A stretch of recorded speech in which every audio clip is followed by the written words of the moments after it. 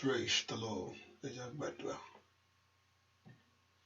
Jésù tó pọ̀ nípa tàgbára. Àyàn ológo fún orí ọ̀fẹ́ lẹ́ẹ̀kan sí. Agbọ̀gà fún ọwọ́ àánú ńlá tàrí gbà níwájú ìwọ Ọlọ́run. Ẹnu ìṣẹ̀lẹ̀ agbọ̀gà fún orí ọ̀fẹ́ ìwọ Ọlọ́run ní gbogbo ọ̀nà. Jésù gbọpẹ́. Owó tó pọ̀ nípa tàgbára. Owó tó jẹ́ agbára fún wa. Owó tó jẹ́ ìrànlọ́wọ́ wa. Àyàn ológo fún ohun tó ṣe. Ohun tó ti dáwọ́ nínú ayé wa gbogbo. Bó fọwọ́ agbára tó fi kàn wá. Bó fọwọ́ àánú. Èyí tí Ọlọ́run yóò fi bo ayé wa. Ẹni mọ Ísírẹ́lì lórúkọ Jésù gbọpẹ́. Ìwọ ló ní ìfẹ́ jùlọ. Ọlágbára wa. A fẹ́ fún ìrìn àjò ayé wa gbogbo. A fẹ́ fún ohun tí Ọlọ́run ṣe lọ́wọ́lọ́wọ́ báyìí. Ẹni mọ Ísírẹ́lì lórúkọ Jésù ló gbọpẹ́ wa. Olúwa gbà yín. Olúwa gbọpẹ́. Kábíyèsí gbọpẹ́. Olúwa gbà yín. Lónìí àtọ̀wá Jésù jẹ́rọ agbára rẹ̀. Járe ọwọ́ ìyanu rẹ̀. Járe ọwọ́ ògo rẹ̀. Járe ọwọ́ ẹwà rẹ̀. A ó sì gbé ọ̀gá, a ó sì yìn ológo. Láì lórúkọ Jésù Kristi. Olúwa tó olùgbàlà wa. Àmín. Ọmọ náà láti inú ọkàn rẹ̀. Mo fẹ́ kó yin Jésù lógo. Mo fẹ́ kó gbéga sẹ́. Mo fẹ́ kó yin fún wa agbára ńlá. Àti orí ọ̀fẹ́ tó rí gbà láàárọ̀ yìí. Mo fẹ́ kó dúpẹ́ lọ́wọ́ Ọlọ́run. Kó ló ṣeun fún ìrìn àjò ayé mi gbogbo. Mo fẹ́ kó dúpẹ́ lọ́wọ́ Ẹlẹ́dàá. Kó ló ṣe fún àǹfààní láti fún mi. Fọwọ́ agbára tó fi kàn mí àtọwọ́ àánú ńlá. Jésù mo ṣeun o. Ìwọ tó pọ̀ nípa tàgbára mo yọ̀ ọ́. Fún ìdáwọ́lé agbára rẹ̀. Fún ìpamọ́ ògo ìwọ Ọlọ́run nínú gbogbo ọ̀nà mi gbogbo. Ọba tí òjò dé ní ẹ̀tẹ́. Ọba tí òsì jẹ́ ní òjò dé ní àgbégbìn. So nínú ọkàn rẹ̀ mo fẹ́ kó yin Ọlọ́run yìí. Ẹ kó gbé Ọlọ́run ga. Kó ló ṣeun tóbi o. Orí ọ̀fẹ́ rẹ̀ mo rí gbà. Àánú rẹ̀ ló dúró tì mí. Ọwọ́ agbára rẹ̀ ló fi kó mi yọ. Somebody lift your voice and bless the Lord. Ẹ fẹ́ kó ronú jinlẹ̀ láti wo orí tí Ọlọ́run tó ṣe. Ẹ bá mọnú rò. Láàárín mìíràn gbà níwájú Ọlọ́run. Mo fẹ́ ká ronú jinlẹ̀ dáadáa. Ká wò pé kò ṣe nípa agbára wa, kò ṣe nípa ipá wa. Kò ṣe nípa ìmọ̀ wa, kò ṣe nípa mímọ̀ ṣe wa. Kò ṣe nípa orí ọ̀fẹ́ Ọlọ́run. Bí kò ń ṣe orí ọ̀fẹ́ bàbá. Èyí tó fi kó wa yọ gbogbo. Bí kò ń ṣe orí ọ̀fẹ́ bàbá. Èyí tó fi dá wa sí. Èyí tó fi pa wá mọ́. Nínú orí ọ̀fẹ́ rẹ̀ lárí gbà. Nínú àánú rẹ̀ lárí gbà tọmọtọmọ. Orí ọ̀fẹ́ rẹ̀ ló fi kó wa yọ. Ló fi dá wa sí. Fún ìdí èyí. Mo fẹ́ ká dúpẹ́ lọ́wọ́ Ọlọ́run. Mo fẹ́ ká dúpẹ́ lọ́wọ́ Ọlọ́run. O ṣé bàbá. Ìwọ lágbára ńlá o mọ̀ ṣe o. Ìwọ ẹlẹ́rù ni o mọ̀ ṣe. Kábíyèsí mi o ṣe o. Ìwọ tó pọ̀ nípa tàgbára. Ìwọ tó ní gbogbo ògo lọ́wọ́. Kí ni ẹ fi fún Olúwa láti inú ọkàn mi? Kí ni ẹ fi fún Olúwa láti inú ọkàn mi? Bẹ́ẹ̀ kò fi yìn fún Olúwa. Fi yìn fún Olúwa. Fi yìn fún Olúwa láti inú ọkàn rẹ. Jẹ́ kí ọkàn rẹ yìn. Jẹ́ kí ọkàn rẹ gbéga. Dúpẹ́ lọ́wọ́ Ọlọ́run. Jẹ́ kí ọkàn rẹ yìn. Jẹ́ kí ọkàn rẹ gbéga. Dúpẹ́ lọ́wọ́ rẹ̀ fún oore tó ń ṣe. Fún rẹ̀ fún àánú tó rí gbà. Lọ́ fọwọ́ agbára tó fi kó ọ yọ. Jésù ṣe o. Jésù ṣe o. Jésù ṣe o. Jésù ṣe mo yọ̀ ọ́.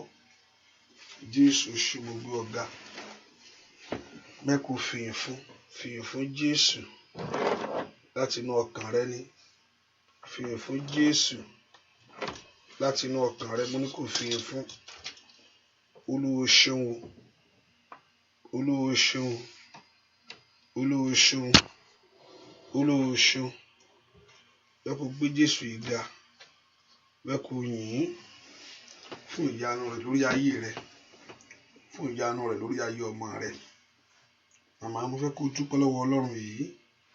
Kábíyèsí o ṣé o, kábíyèsí o ṣé o. Ọlọ́run mi ó máa ṣe é, Ọlọ́run mi ó máa ṣe é. Èmi ó fìyìn fún Olúwa láti inú ọkàn mi fún orí gbogbo tó ṣe fún mi, fún àánú rẹ̀ tí mo rí gbà, fún agbára rẹ̀. Somebody lift your voice and give that praise to the Lord for the grace that you have received from the Lord and for his mercy and for his kindness. So let's celebrate him and give thanks to him. Ìpínlẹ̀ Ọlọ́run, Jésù ṣé o, Jésù ṣé o, Olùgbàlà o ṣé, Olùgbàlà o ṣé o, Jésù ṣé o, ìpínlẹ̀ Ọlọ́run yìí. Èmi ó máa yìn ọ́ Olúwa, ó máa gbógo rẹ̀ ga o. Èmi ó máa yìn ọ́ Olúwa, ó kó kìkì orí rẹ̀ ó máa yìn ọ́ Olúwa, ó máa gbógo rẹ̀ ga o. Èmi ó máa Olúwa, kábíyèsí rẹ̀ o, ó kó kìkì orí rẹ̀ yóò máa yìn ọ́ Olúwa, ó máa gbógo rẹ̀ ga o. Èmi ó máa yìn ọ́ Olúwa láyé mi, ó kó kìkì orí rẹ̀. Àwa yóò máa yìn ọ́ Olúwa. Dúpẹ́ lọ́wọ́ Ọlọ́run, ó máa gbógo rẹ̀ ga o. Èmi ó máa yìn ọ́ Olúwa, ó kó kìkì orí rẹ̀. Dúpẹ́ lọ́wọ́ Ọlọ́run, o ṣé o. Lift your voice and thank him. Dúpẹ́ lọ́wọ́ Ọlọ́run, o ṣé o. Dúpẹ́ lọ́wọ́ Ọlọ́run. Ṣé ni máa dúpẹ́, ṣé ni máa yìn ọ́ o. Àìníye lóore Jésù ṣe máa bóyá o máa dúpẹ́. Ṣé ni máa yìn ọ́ o. Àìníye lóore Jésù ṣe máa dúpẹ́ o bàbá. O ṣé alágbára o. O ṣé ẹ̀mí mímọ́ Ọlọ́run mi. Bàbá mi ṣe òde ọ̀run ńlá o. Àṣeyọrí Ọlọ́run tó lágbára. Ó mà ṣe Olódùmarè. Ṣé ni máa dúpẹ́, ṣé ni máa yìn ọ́ o. Àìníye lóore Jésù ṣe ni máa dúpẹ́ o bàbá.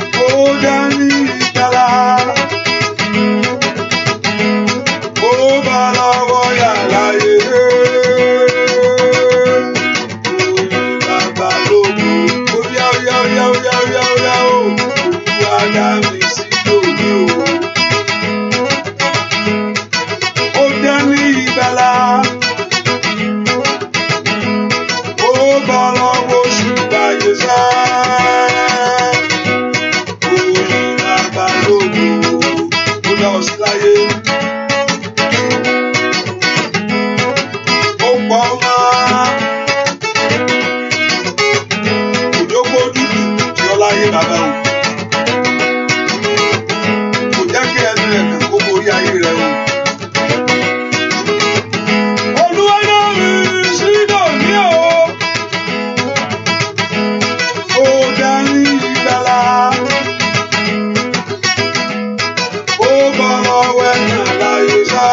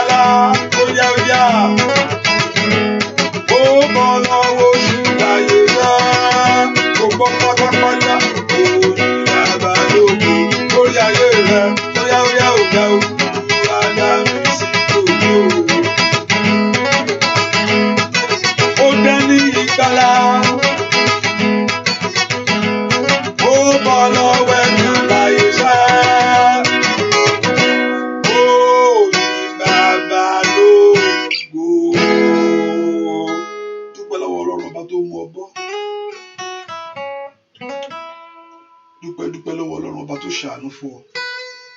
Àánú mo mà rí gbà o.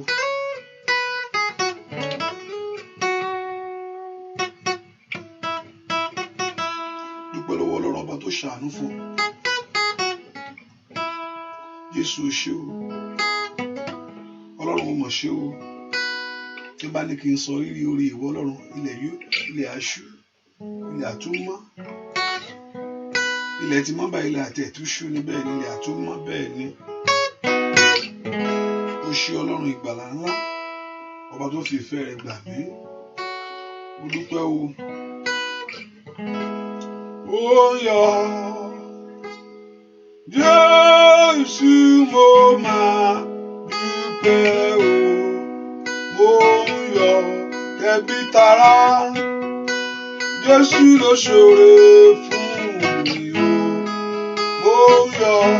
mo dúpẹ́, Jésù mo máa dúpẹ́ o. Ó ń yọ, ó yá o, Jésù ló ṣoore fún mi o. Ó ń yọ, Jésù mo máa dúpẹ́ o. Ó ń yọ, fandafanda sẹ́, Jésù ló ṣoore.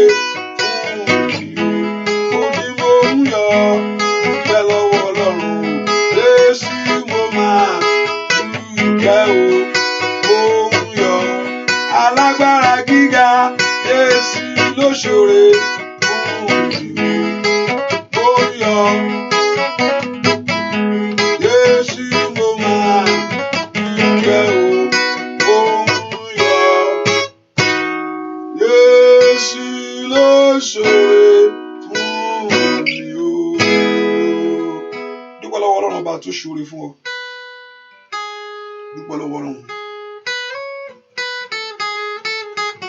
Dúpẹ́ lọ́wọ́ Ọlọ́run ọba tó pọ̀ nígbà tágbára. Jésù mọ̀ ṣeun. Aláàánú mi ò mọ̀ ṣeun. Ọba tó pọ̀ nígbà tágbára ó ṣe. Lórí ọ̀fẹ́ jùlọ mo yàn ọ́. Lift your voice and just worship him. Lift your voice and exalt him. Lift your voice and magnify him. Gbẹ́ fún orí ọ̀fẹ́ ńlá tó rí gbàṣẹ́. Gbẹ́ fún ọwọ́ àánú agbára Ọlọ́run lórí ayé rẹ̀. Ń bẹ́ kó ronú jinlẹ̀ dáadáa. Olúwa kò ṣe fún ọ. Ó ṣe lórí ọmọ, ó ṣe lórí ọkọ. Ó ṣe lórí aya, ó ṣe lórí ẹbí. Dúpẹ́ lọ́wọ́ Ọlọ́run. Ẹni máa Ísírẹ́lì ò ṣe o. Ẹni máa Ísírẹ́lì ò ṣe o. Fún ètò rẹ lórí ayé mi. Ẹni máa Ísírẹ́lì ò ṣe o. Fọwọ́ agbára lórí ayé àwọn ọmọ mi gbogbo. Somebody lift your voice and exalt him. Ọlọ́run fẹ́ kó dúpẹ́ láàárọ̀ yìí. Dúpẹ́ oore ńlá, oore tí Ọlọ́run ṣe fún ọ. Àwọn ọmọ ṣe kí ló ṣe? Ó ṣe o. Ó wà láàyè. Ó wà láàyè, ó ṣe o. Ó wà láàyè o. Ó wà láàyè. Ọmọ rẹ wà láàyè. Ọba tí ò jẹ́ kí gbé ẹkún sọnù ilé rẹ. Àyàkàtà. Ọba tí òjò sọnù ilé. Ọ̀pọ̀lọpọ̀ Sátánì wọnú ilé wọn lọ. Ó dàbẹ̀rù. Nǹkan sọ ń bẹ̀. Ọba tí òjò dá ilé rẹ rú. ẹ o ọba tí ò jẹ́ bẹ́ẹ̀ ni ọba tí ò jẹ́ Sátánì wọlé tọ̀ wá kó da ilé rẹ rú ẹ o ọba tí ò jẹ́ kígbe ẹkún dúró ilé rẹ Jésù mà ṣe o. Lift your voice and exalt him, appreciate him. Say, Daddy, I thank you. Say, Daddy, I love you. Say, Daddy, I thank you for you cares about me. Dúpẹ́dúpẹ́ o ń ṣe nípa tèmi gbọ́ àdúà lórúkọ Jésù Kristi Olúwa àti Olùgbàlà wa. Ẹ ká sọ fún Jésù, Olúwa mo tọ̀ wá o, ẹlẹ́ṣẹ̀ ni mí o, Olúwa dáríjì mí. Ẹlẹ́ṣẹ̀ ni mí, Olúwa dáríjì mí. Ẹ kó porúkọ Jésù dáadáa. Ọlọ́run dáríjì mí. Ẹ ráàánú gbà. Olúwa dáríjì mí. Jẹ́ kí orí ọ̀fẹ́ rẹ kó tó fún mi. Ẹ kó pe Jésù lọ́wọ́lọ́wọ́. Ọlọ́run dáríjì mí. Ask him to forgive every sin. Ẹ fẹ̀jẹ̀ ńlá wẹ̀ mí lónìí. Wash me, cleanse me with your blood. Pè fún Ọlọ́run pé kó fi ẹ̀jẹ̀ ńlá rẹ̀ wẹ̀ ọ́. Mo ti máa pẹ́lẹ́ṣẹ̀ ni mí. Olúwa dáríjì mí o. Mo ti máa pẹ́lẹ́ṣẹ̀ ni mí. Olúwa dáríjì mí o. Mo ti máa pẹ́lẹ́ṣẹ̀ ni mí. Mọ́ra rẹ o. Olúwa dáríjì mí o. Óyá o. Mo ti máa pẹ́lẹ́ṣẹ̀ ni mí. Olúwa dáríjì mí o. Mo ti máa pẹ́lẹ́ṣẹ̀ ni mí. Olúwa dáríjì, óyá dáríjì mí o. Bàbá o, mo ti máa pẹ́lẹ́ṣẹ̀ ni mí. Olúwa dáríjì mí o. Mo ti máa pẹ́lẹ́ṣẹ̀ ni mí. Tó mọ́ra mi. Olúwa dáríjì mí o. Ohun tí Ọlọ́run fẹ́ kí èèyàn kan ṣe ni pé kí èèyàn kankan mọ ara rẹ̀. Ọlọ́run fẹ́ kí èèyàn ṣe ògo nínú ẹ̀ṣẹ̀. Ọlọ́run fẹ́ o pé kí èèyàn máa ṣe ògo nínú ẹ̀ṣẹ̀. Nǹkan tí mo ṣe yẹn mo ṣe báyìí tí èèyàn tún ṣe ògo nínú ẹ̀ṣẹ̀ Ọlọ́run ò fẹ́ o. Ohun tó ṣe ohun tí arákùnrin kejì fi sọ ìgbàlà nù ní kí ni bá jẹ́ pé ọmọ Ọlọ́run ní ẹlòótọ́ bí wọ́n ṣe ń pè rán ó ń ṣògo nínú ẹ̀ṣẹ̀ ṣùgbọ́n àyẹ́ nípa ẹlẹ́ṣẹ̀ làwa o wẹ̀ sínà àwọn èèyàn burúkú làwa ń tiwa náà ìrònúpìwàdà dé bá Ọlọ́run fẹ́ kí èèyàn má ṣògo nínú ẹ̀ṣẹ̀ enjoyment ni nà enjoyment ni nà Ọlọ́run fẹ́ kí èèyàn ṣògo nínú ẹ̀ṣẹ̀ o Ọlọ́run fẹ́ kí èèyàn kó tẹrí ọkàn rẹ̀ bá Olúwa gbèrè pé arákùnrin mi dàbí máa kejì náà I'm not like the other man èmi Farisí ni mò ń tán gbọ́ ilé ìyẹlẹ ẹlẹ́ṣẹ̀ burúkú gbà nílé agbowó òdi rádaràda èwo ní ń gbà kiri èmi ò gbà kankan mẹjẹ ó ń ṣògo ṣùgbọ́n yẹn ó tẹríba pé òun gbowó olówó òun oríṣiríṣi lòun ń ṣe o ó sì tẹrí ọkàn rẹ̀ bá fún Ọlọ́run bẹ́ẹ̀ pé ó lọ pẹ̀lú ìdáláre ńbẹ ó jáde pẹ̀lú ìdáláre orúkọ Jésù dáadáa Ọlọ́run mo mọ ara mi tú ọkàn mi ṣe tú èrò mi ṣe ẹlẹ́ṣẹ̀ ni mi o Jésù ẹlẹ́ṣẹ̀ ni mi mo mọ ara mi o ó ní tí ẹlẹ́ṣẹ̀ bá mọ ẹ gẹ́gẹ́ bí ẹlẹ́ṣẹ̀ ó ní olódodo lé Ọlọ́run láti rẹ gbogbo àṣídídéjì láti wẹ̀ kúrò nínú ẹ̀ṣẹ̀ rẹ̀ gbogbo mọ̀ pé wàá wẹ̀ mí kúrò nínú ẹ̀ṣẹ̀ mi mọ̀ pé wàá fọwọ́ mi jáde ó sì fi ẹ̀mí tuntun sínú ọkàn mi ẹ̀mí rẹ yóò jọba nínú ọkàn mi látòní lọ with Jésù lára the Spirit of God will reign in your heart ẹ̀mí ẹ yóò gbọ́ ọkàn mi ẹ̀mí mi yóò tẹríba fún ọ látòní lọ my spirit will submit to you èrò mi yóò jẹ́ ti ìwọ Ọlọ́run orúkọ Jésù lára that your thought will be for him iṣẹ́ mi yóò wọ Ọlọ́run ó ràn mí lọ́wọ́ láti gbé ìgbé ayé ìwà mímọ́ you will help me to live the life you want me to live bí fún orí ọ̀fẹ́ yẹn Ọlọ́run ó ràn mí lọ́wọ́ láti ṣe ohun tó fẹ́ kí n ṣe tí ọ̀nà yẹn bá wu Ọlọ́run so àti dá ọlọ́lá àti gbéyàn sókè kò ṣe nǹkan kékeré ni ọ̀nà yẹn láti wu Ọlọ́run lákọ̀ọ́kọ́ ni Olúwa jẹ́ kí ọ̀nà mi wù ọ́ bàbá mi ó pe Jésù dáadáa Olúwa jọ̀ọ́ jẹ́ kí ọ̀nà mi kó wù ọ́ fi àánú gbà mí kí ọ̀nà mi kó wù ọ́ orúkọ Jésù fi àánú gbà mí kó jẹ́ kí ọ̀nà mi kó wù ọ́ fún mi ní orí ọ̀fẹ́ ńlá ability strength and power fún mi ní orí ọ̀fẹ́ ńlá fún mi ní give me the strength and power láti gbé ìgbé ayé tó fẹ́ kí n gbé the life that you want me to live kí ọ̀nà mi lè wu ìwọ Ọlọ́run kí ìṣe mi lè wu ìwọ Ọlọ́run kí ìwà mi lè wu ìwọ Ọlọ́run orúkọ Jésù dáadáa Ọlọ́run ràn mí lọ́wọ́ jẹ́ kí ọkàn mi lè wù ọ́ jẹ́ kí èrò mi lè wù ọ́ gbọ́ àdúà lórúkọ Jésù Kristi Olúwa wẹ́ pé orúkọ Jésù mo ti débẹ̀ lónìí ẹ̀yin ogun ọ̀run ẹ tú orí mi sí o I'm here o God settle my case mo ti dé bí mo ti dé ọ̀dọ̀ rẹ lónìí Olúwa tú mi Olúwa gbà mí lágbàtán mo sátọ̀ wá ni Olúwa mo sátọ̀ wá Olúwa gbà mí ẹ kò porúkọ Jésù Olúwa mo sátọ̀ wá Olúwa tú mi ṣe bẹ́ẹ̀ kò porúkọ Jésù dáadáa bẹ́ẹ̀ kò sọ fún Jésù mo sátọ̀ wá porúkọ Jésù mo kólé akátálì kalabakata bẹ́ẹ̀ kò porúkọ Olúwa gbà mí Olúwa tú mi ṣe Ọlọ́run mo sátọ̀ Olúwa daṣọ ìró mi Olúwa mo sátọ̀ wá Olúwa gbà mí Olúwa mo sátọ̀ wá Olúwa gbà mí porúkọ Jésù mo kó tolókọ bùkúta porúkọ Jésù ó yá mo sátọ̀ wá ẹ dìde ràn mí lọ́wọ́ o porúkọ Jésù pé Jésù dáadáa ẹ dẹ gbèjà mi ẹ dìde ràn mí lọ́wọ́ yóò porúkọ Jésù porúkọ ẹ dìde ràn mí lọ́wọ́ ask the Lord to come to help you ràn mí lọ́wọ́ ràn mí lọ́wọ́ ràn mí lọ́wọ́ ràn mí lọ́wọ́ ó ìwọ ló ní wá bàbá mo dé o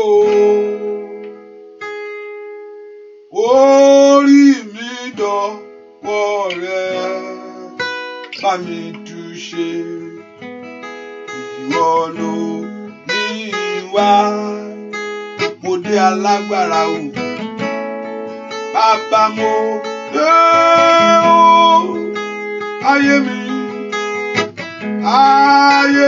dọ̀wọ́ rẹ bá mi túṣe ìwọ ló ní wá o bàbá mo dé o orí mi dọ̀wọ́ rẹ bá mi bàbá mi wá ìwọ ló ní wá bàbá mo dé o ayé mi dọ̀wọ́ rẹ bá mi ṣe ẹ orúkọ Jésù Olúwa mo ti dé ẹ̀yin ogun rẹ bá mi dá sọ̀rọ̀ mi ask the Lord Jehovah God to intervene concerning your life Olúwa mo ti dé ẹ̀yin ogun rẹ bá mi dá sọ̀rọ̀ iṣẹ́ mi Lord Jehovah God intervene in my life ẹ̀yin ogun ọ̀run mo ti dé lórúkọ Jésù ó yá mo ti dé mokoli akafala ṣèdèrè àǹdàrẹ àbókòmpélò síta ẹ porúkọ Jésù mo ti dé ẹ dá sí ọ̀rọ̀ mi máa tó lékèrè boko palaba síte ẹ porúkọ Jésù mo kó branda tekelebo Ọlọ́run lánàá kó gbàdúrà kó pe Jésù lọ́wọ́rọ́ ẹ̀yin ogun ọ̀run mo ti dé o ó yẹ dá sọ̀rọ̀ ayé àwọn ọmọ mi gbogbo stepping concerning my children ẹ̀yin ogun ọ̀run mo ti dé o ẹ dá sí ọ̀rọ̀ iṣẹ́ mi ó yá makandi alaboko mplekata ask the Lord Jehovah God to intervene concerning your life ẹ bá mi dá sí ọ̀rọ̀ ayé mi lọ́dún yìí o Lord intervene step in concerning my life ẹ bá mi dá sí ọ̀rọ̀ iṣẹ́ mi kó ṣeé ṣe fún mi o ní orúkọ Jésù ẹ bá mi dá sí ọ̀rọ̀ ayé mi kẹ́ gbọ̀n yànú nú ayé mi o mà tó líka labakapa ọmọlọ́run lanu kó gbàdúrà somebody lift your voice to Jesus ẹ lanu kẹ́ pé Jésù lọ́wọ́ ní àárọ̀ yìí Olúwa jọ̀ọ́ dá sí ọ̀rọ̀ ayé mi Ọlọ́run God step into my case ẹ fi àánú wo ọ̀rọ̀ mi ẹ fi àánú wo ọ̀rọ̀ ayé mi ẹ fi àánú wo ọ̀rọ̀ iṣẹ́ mi ẹ fi àánú wo ọ̀rọ̀ ayé àwọn ọmọ mi ask the Lord to step in concerning your matter concerning your children gbọ́ àdúà lórúkọ Jésù Kristi Olúwa wa àmín jìnnà rere jìnnà rere jìnnà rere jìnnà rere jìnnà rere ọwọ́ rẹ̀ dà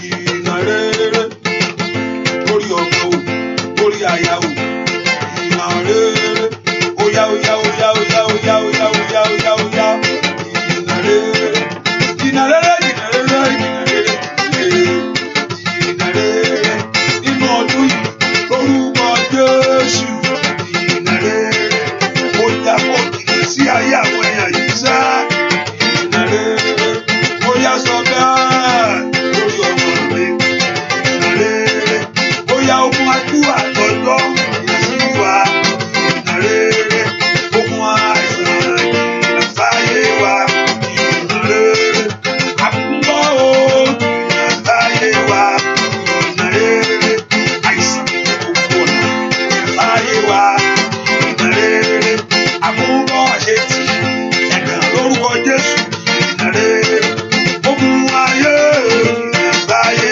mi jìnnà rere jìnnà rere jìnnà rere jìnnà rere jìnnà rere oya lórí ọmọ mi oya oya oya jìnnà rere oya lórí ọmọ rẹ lórí aya rẹ oya jìnnà rere oya ogun àṣetì jìnnà sáyé wa jìnnà rere lórúkọ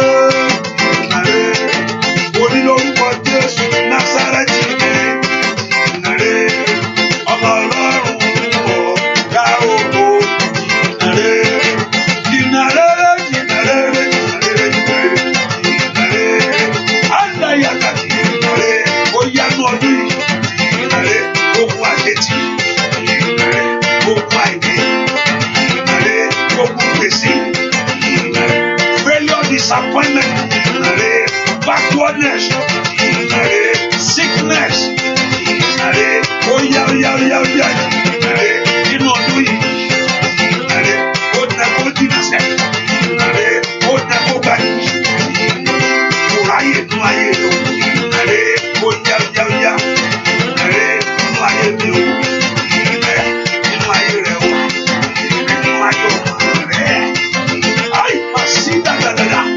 jìnnà rere oya oya oya oya jìnnà rere kòkò brada màkàlí àkókò fúlàndó sọtọ jìnnà lọ́ọ̀nì ni kò jìnnà o jìnnà rere lórí ayé mi o jìnnà rere lórí ayé rẹ o jìnnà rere oya oya oya jìnnà rere àdàdàdàdà jìnnà rere kòkò oya bàkàbà jìnnà rere oya oya jìnnà rere lórí iṣẹ́ mi o jìnnà rere lórí ilé rẹ o jìnnà lórí ayé ọmọ rẹ oya oya jìnnà rere oya oya oya oya jìnnà ogun àìní ogun ìdílé jìnnà sẹ́ọ̀ jìnnà rere ọwọ́ báyìí jìnnà rere lórúkọ Jésù jìnnà rere nínú ayé àwọn èèyàn lórí iṣẹ́ àwọn èèyàn jìnnà rere oya jìnnà sẹ́ jìnnà rere kò sáyè náà o jìnnà rere ẹ jáde jìnnà rere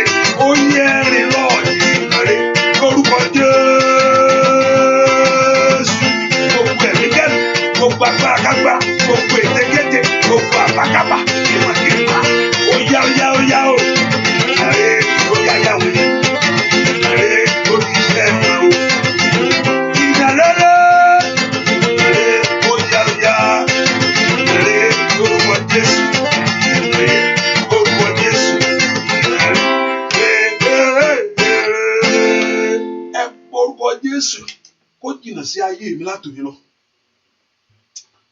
ogun tí mo gbàdúrà títí sí èyí tí ò ṣe ogun mọ́ gbà ẹ jìnnà láàárọ̀ yìí ìwọ owó àṣetì ìwọ owó àmúbọ́ ẹ jìnnà sí ayé mi láàárọ̀ yìí ìwọ owó ìtìjú ìwọ owó ẹ̀gàn lórúkọ Jésù ẹ jìnnà sí iṣẹ́ mi láàárọ̀ yìí mẹ́kọ̀ọ́ porúkọ Jésù Olúwa lé jìnnà ẹni máa Ísírẹ́lì bá mi lé jìnnà ẹjọ́ jìnnà láàárọ̀ inú ayé mi ogun àṣetì ogun àmúbọ́ ogun mọ́rìíṣẹ́ ṣe ogun mọ́ràáyá ogun mọ́rọ̀kọ ogun mọ́rìí ohun rere mú ẹ porúkọ Jésù ẹjọ́ jìnnà nú ayé mi ẹjọ́ jìnnà nú ayé mi ẹjọ́ jìnnà nú ayé mi ẹjọ́ jìnnà nú ayé mi ẹ jẹ́ ó jìnnà nú ayé mi, ẹ jẹ́ ó jìnnà nú ayé mi, ẹ jẹ́ ó jìnnà nú ayé mi, ẹ jẹ́ ó jìnnà nú ayé àwọn ọmọ mi, ẹ jẹ́ ó jìnnà nú iṣẹ́ mi, ẹ jẹ́ ó jìnnà nú ayé àwọn ọmọ mi. Ẹ pe orúkọ Jésù, ẹ jẹ́ ó jìnnà lórí ayé mi, gbogbo iṣẹ́ òkùnkùn sẹ́, ẹ jẹ́ ó jìnnà, gbogbo ètekéte, gbogbo ìmọ̀kímọ̀, let it be far away from me. Let failure be far, let disappointment be far, let backwardness be far. This is a new year. I must experience a new thing. This is a new year. Ọdún ọ̀tun ni. I must see the power of God. Mo láti rí agbára Ọlọ́run, mo láti rí ògo Ọlọ́run, mo láti rí ẹwọ Ọlọ́run, mo láti rí ìbùkún Ọlọ́run. Ní orúkọ Jésù, ẹ jìnnà sí ayé mi o. Ogun agbé ayé ẹni ṣẹlẹ̀, ogun adá ayé ẹni dúró. Ẹ gbàdúrà rìkàtàrí àbàkàpà. Ó yẹ kẹrù yín jáde. Àkókò ti tó. Ní orúkọ Jésù, ìwọ ogun àìsàn, ìwọ ogun ìran, ó yẹ gbọ́ ọ̀rọ̀ Olúwa. Ọmọ Ọlọ́run lanu kó gbàdúrà pé Jésù dáadáa, mẹ̀kálí àbàkúntà, lìkérì àbàkàṣàdà, ogun adójútì ayé ẹni, ẹ jìnnà sí ayé mi, be far away from me. Ẹ jìnnà sí ọ̀nà mi, ẹ jìnnà sí ọ̀nà mi, let it be far. This is another year, a new beginning. Ọdún ọ̀tun rèé, ó dá kí ohun ọ̀tun kó ṣẹlẹ̀ fún mi. Ní orúkọ Jésù, dúà lórúkọ Jésù Kristi, Olúwa wa. Ìwọ tó ti ṣe àpẹẹrẹ yẹn, jẹ́ o ẹ bá jí ọmọ nìkan, ẹ dìde ọmọ ìgbàlà, ẹ jẹ́ ká sìn Jésù, ẹ dìde ọmọ ìgbàlà, ẹ jẹ́ ká sìn Jésù, ẹ dìde ọmọ ìgbàlà, ẹ jẹ́ ká sìn Jésù, ẹ dìde ọmọ ìgbàlà, ẹ jẹ́ ká sìn Jésù. Ẹjọ́ ọmọ nìkejì yín pápá mo ní ẹjọ́ ọmọ nìkejì yín pápá ìwọ tó ti ṣe àkíní ẹ. That's our duty this year. Let us find a way of reaching others. Ọlọ́run ní í ṣe, Ọlọ́run ló máa ń ṣe, ṣùgbọ́n èèyàn náà ló máa ṣiṣẹ́ yẹn. Ọlọ́run á tẹ̀lé. Praise the Lord. Ọlọ́run ló máa you have to do your own part to let others láti ròyìn náà. Praise the Lord. Ẹ ká porúkọ Jésù dáadáa. Ẹ ká sọ fún Jésù gbogbo iṣẹ́ tá ti parí ní òkùnkùn nítorí ayé mi o. Iṣẹ́ tí ayé ti dè mọ́lẹ̀ pàwátà. Èyí tó fẹ́ fà tí ò ṣe fà. Èyí tó fẹ́ tú tí ò ṣe tú. Ẹ porúkọ Jésù mùkólì àkàfàlì àkàtàlìà. Gbogbo iṣẹ́ tá ti parí nínú òkùnkùn nítorí ayé mi o. Porúkọ Jésù dáadáa. Gbogbo iṣẹ́ tí ọ̀tá ti parí nínú ayé mi nínú òkùnkùn.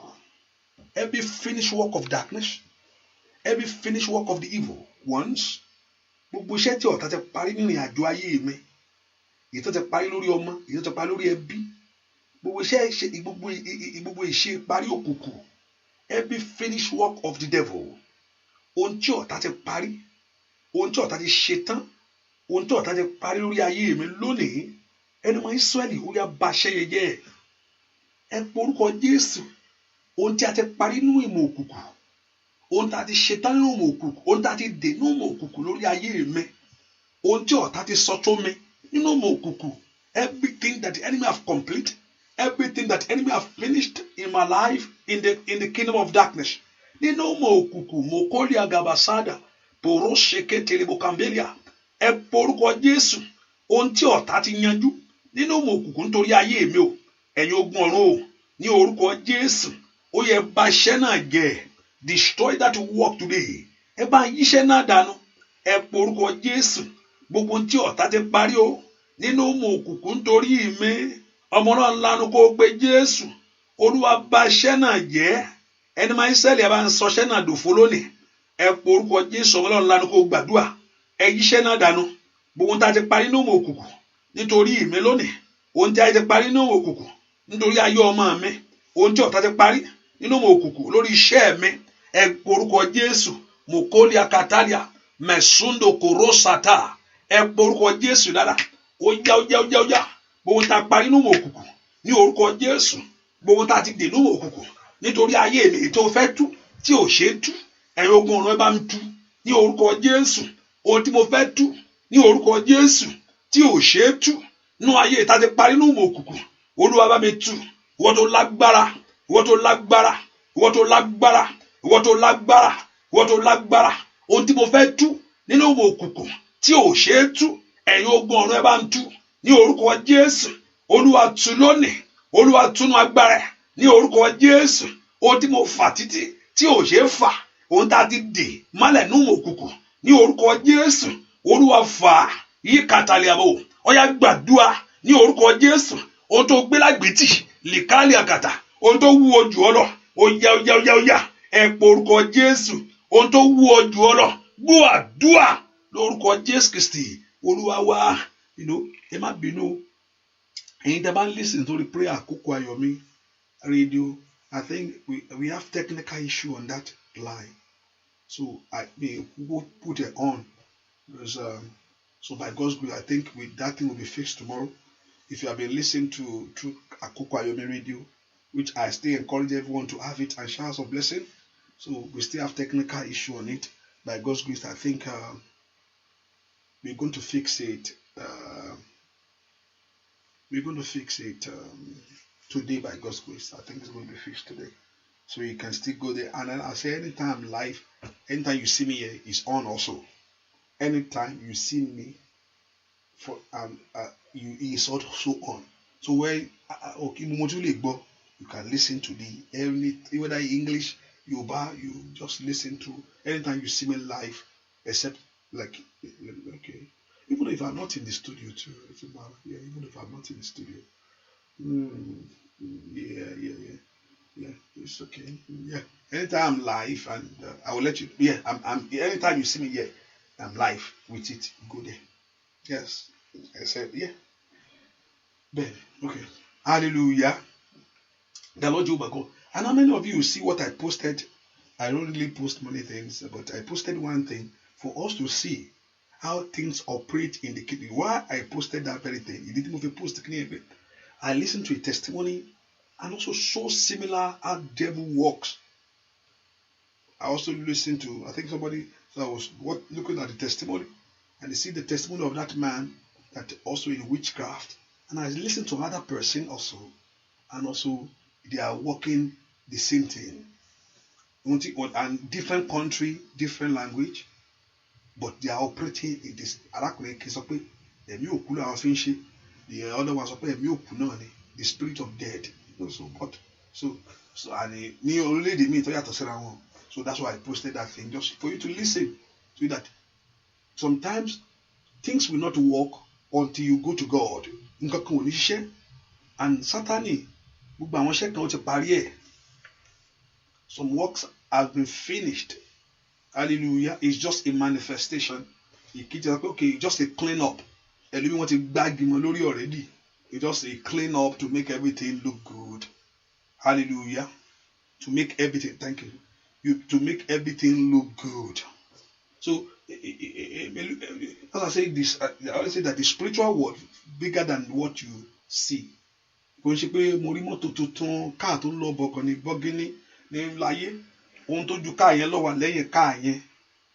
idea behind the car. Everything that you see, there's an idea that creates that thing. There's an idea behind any inventing things. Hallelujah. That's an idea. That's an idea. In anything that you put on, there's an idea behind it. So it's the idea that behind everything. TV, there's an idea behind the TV. There's an idea behind the car. There's an idea behind the work that you are doing. And this idea set you from the spiritual world. Before it manifests to you. Because you live in the physical world, there's another spiritual world that your life also work daily with it. I made an example one day. I say I'm going somewhere and I say, Lord, kitaya jo.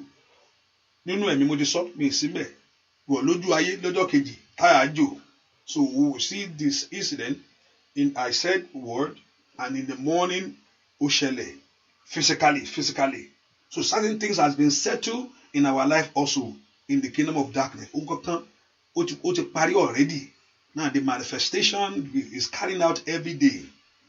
Hallelujah. Is the manifestation always see every day.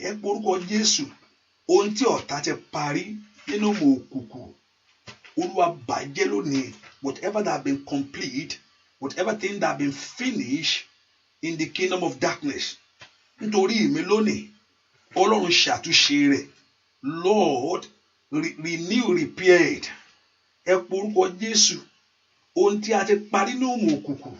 Nítorí mi, ẹ porúkọ Jésù dáadáa. Ohun tá a ti yanjú nínú òmù òkùnkùn nítorí ayé àwọn ọmọ mi gbogbo. Ẹ porúkọ Jésù. Olúwa yí dà lónìí. Olúwa bà agbára náà jẹ́. Olúwa sọ agbára náà dasán. Ask the Lord to destroy whatever the enemy have complete. Ohun tí ọ̀tá ti parí nínú òmù òkùnkùn. Ẹ porúkọ Jésù dáadáa. Ọlọ́run lanu kó gbàdúrà. Makali abakanda yaba. Sọ fún Jésù dáadáa. Ohun tí ọ̀tá parí nínú òmù òkùnkùn. Ohun tí ẹni bí parí nínú òmù òkùnkùn. Porúkọ Jésù dáadáa. Olúwa yí dà lónìí. Ẹ porúkọ Jésù. Olúwa sọ di asán. Ohun tí a ti parí nínú òmù òkùnkùn. Èyí tí ń dí ìrìn àjò ayé mi lọ́wọ́. Ohun tí a ti parí nínú òmù òkùnkùn. Èyí tí ń dí ayé àwọn ọmọ mi lọ́wọ́. Ẹ porúkọ Jésù. Mokoli adakata. Ẹ porúkọ Jésù. Mekondele bokomple. Ẹ sọ fún Jésù lónìí. Olúwa bàjẹ́. Olúwa bàjẹ́. Olúwa bàjẹ́. Olúwa bàjẹ́. Olúwa sọ di asán lórí ayé mi lónìí. Ohun tí a ti parí nínú ìmọ̀ òkùnkùn ní orúkọ Jésù. Ohun tí ọ̀tá ti ṣe tán nínú òkùnkùn ní ayé mi o. Tí mo fàláfàtì. Tí mo gbé lágbètì. Ní orúkọ Jésù. Tí mo wá ní àwátì. Ẹ porúkọ Jésù. Ìdí tí mo fi ní ọ lónìí ni mo kólé akatali agada. Ekele boko paria. Ìdí tí mo fi ní Ọlọ́run rèé. Matoto likerebo. Maketele bokaba. Makatele bokaba. Matoto ligaba. Gbúàdúà lórúkọ Jésù Kristi. Olúwa wa ìwọ nìkan nìyẹ o Jésù. Ìwọ nìkan nìyẹ o Bàbá. Óyá o ọba tó lágbára lọ́run àti láyé. Orúkọ rẹ̀ kò rí gbogbo orúkọ. Óyá ìwọ nìkan nìyẹ o Jésù. Ọwọ́ rẹ̀ dà ìwọ nìkan nìyẹ o Bàbá. Alágbára ò ìwọ nìkan nìyẹ o Jésù. Ọba tó lágbára lọ́run àti láyé. Orúkọ rẹ̀ kò rí gbogbo orúkọ. Óyá ìwọ nìkan nìyẹ o Jésù. Ìwọ nìkan nìyẹ o Bàbá. Ìwọ nìkan nìyẹ o Bàbá. Ọba tó lágbára lọ́run àti láyé. Orúkọ rẹ̀ kò rí gbogbo orúkọ. Óyá ìwọ nìkan nìyẹ o Jésù. Óyá ìwọ nìkan nìyẹ o Bàbá. Ìwọ nìkan nìyẹ o Jésù. Ọba tó lágbára lọ́run àti láyé. Kábíyèsí. Orúkọ rẹ̀ kò rí gbogbo orúkọ. Óyá ìwọ nìkan nìyẹ o Jésù. Ìwọ nìkan nìyẹ o Bàbá. Ìwọ nìkan nìyẹ o Jésù.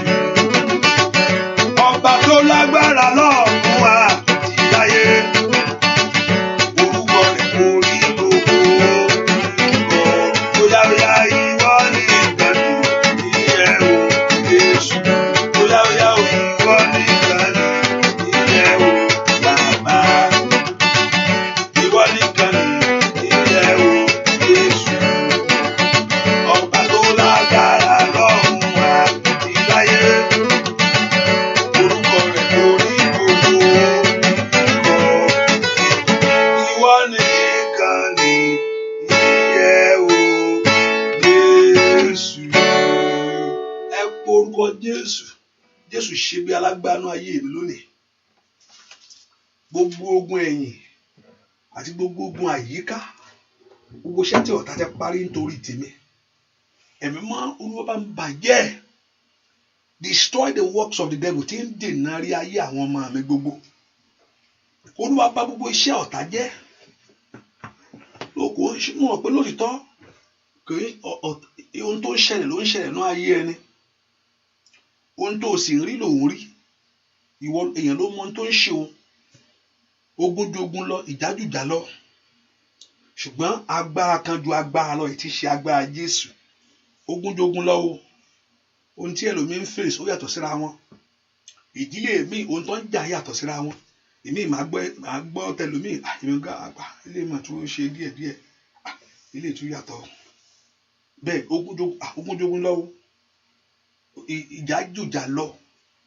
Ohun tí ẹlòmíín ń jà ó yàtọ̀. Ohun tí ogun ju ogun lọ, bẹ́ẹ̀ ṣe jẹ́ pé wọ́n ló ń jà yàtọ̀. Ogun ju ogun lọ, ìjà ju ìjà lọ. Ohun tẹ́lòmíín ń forí kó jábẹ̀ yàtọ̀. So tó bá rí èèyàn tó ń ṣe máa fara wẹ́ lómi o, wọ́n ní kó gbára rẹ mú dáadáa. Kò sì sí ogun tí ò lè borí, kò bá jẹ́ kékeré tí èèyàn bá fàyè gbà á na olú ẹ̀ mọ́lẹ̀ o. Ẹ pé má fi bí náà sọ pé no be ignorant of the devices of devil. Pé ohun kékeré ni kékeré ni kíní yìí tí èèyàn bá fojú di kó tó mọ̀ yóò di Sátánì kì í jókòó síbi tá a bá fi sí. Tí èèyàn má fàyè gbà ni má fàyè gbà á. Don't allow him kò ń jókòó bẹ́ẹ̀ torí kó jókòó sí pálọ̀ kó tó bá ó ti wá yàrá kó tó ó ti ṣí gbogbo létà kò ń jókòó sójú kan èèyàn ò ń fàyè gbà ni. Ẹ porúkọ Jésù ohun tá a ti parí nítorí ayé àwọn ọmọ mi, ohun tí a parí ìrìn àjò mi lónìí káàlì power side gbogbo ohun tí a ti parí tó jẹ́ tó tí ò fẹ́ kí n lè bá ohun tá a tí ọ̀tá ti parí ní òmò òkùnkùn. Ẹ porúkọ Jésù líkàlí àbábọ̀ kàfí àbúfẹ́ kó wo Jésù dáadáa. Ohun tí a ti parí ní òmò òkùnkùn ní orúkọ Jésù ó yá fàtú lónìí. Ó yá ẹ̀mí má bàjẹ́. Ó yá fàtú lónìí. Ẹ̀mí má yí dànù. Ohun tí ọ̀tá ti parí nítorí tèmi nínú òmò òkùnkùn. Ẹ gbàdúrà mokoli àgàdá ṣèdí àbàndá lètèríàdé kàpálíà ṣèdí bòkó ń prodókòpá. Ẹ porúkọ Jésù rárá mẹkúndélé bòkó ń bìlẹ̀ ẹ̀sà. Ẹ gbàdúrà ohun tí ọ̀tá ti parí nínú òmò òkùnkùn. Ohun tí ọ̀tá ti parí nínú òmò òkùnkùn. Ohun tí ọ̀tá ti parí ohun tí ọ̀tá ti ṣe tán nínú òmò òkùnkùn. Gbàdúrà lórúkọ Jésù Kristi Olúwa wa. Mo rántí kankan Olúwa fi ìrántán àmì ńjọ́ kan nípa ẹnìkan pé nǹkan báyìí ni ó ṣẹlẹ̀ sí o, bó dẹ̀ ṣe máa ṣẹlẹ̀ rí o. Èmi bìlì pé Ọlọ́run kọ́ ló ṣe o, ohun tí ọ̀tá fẹ́ ṣe Ọlọ́run sọ yẹn, ohun tí ọ̀tá máa ṣe rí o, bó dẹ̀ ṣe máa ṣiṣẹ́ yẹn rí. Mo rò pé ohun ẹ̀mí gbàgbà má gbàdúrà má jà ń tàn ẹ́ o. Èmi mọ ohun tèmi ń sọ dáadáa o. Nítorí mo pé ohun ẹ̀mí ó lágbára ju ohun tí wọ́n ń wò lọ. Ohun ẹ̀mí ó lágbára. There is no fear in it. Kò ní ìdí ẹ̀rù gbà ohun ẹ̀mí o. Kò ní ìdí kò bẹ̀rù. Mẹ́rin tí wọ́n kọ́ jẹ́nu Jésù náà. If you discover who you are in Christ, kò sí ìran tó ń bọ̀, kò sí àlá tàbí ète tí ń bọ̀ tí ò ní borí rẹ̀ torí pé o mẹ́ntì wọ́ ni. O láti mẹ́ntì wọ́ ni pé àná pé èṣù ń gbé wá tẹ̀sù ń halẹ̀ wá borí ṣáá ni torí pé mo ní Jésù. Torí pé mo ti ní Jésù, you have Jesus. Wá borí. So the Lord is not showing you anything to make ìran tó bá ti mú ẹ bẹ̀rù ìran.